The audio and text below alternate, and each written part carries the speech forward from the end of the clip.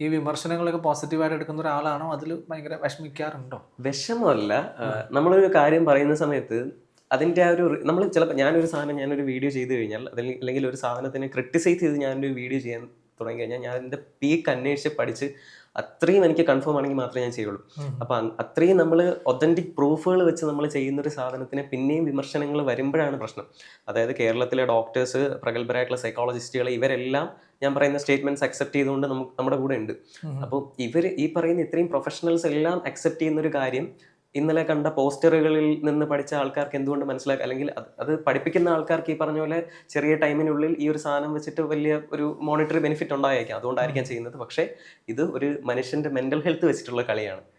അപ്പൊ ഈ മരിച്ചുപോയ ആൾക്കാരെ കാണിക്കുക, മറ്റേ പാമ്പിനെ കാണിച്ചു കൊടുക്കുക, മറ്റേ ബെൽറ്റ് ഇട്ടിട്ട് പാമ്പാണെന്ന് കാണിക്കുക. അപ്പം ആലോചിച്ച് നോക്കിയ ഒരു മിനി ഹാർട്ട് അറ്റാക്ക് അറ്റാക്ക് കാര്യങ്ങളൊക്കെ, പുലിയെ കണ്ട് ഓടുന്നു, ഒരു പൂച്ച നടന്നു പോകുമ്പോൾ അതിനെ പുലിയായിട്ട് തോന്നുക.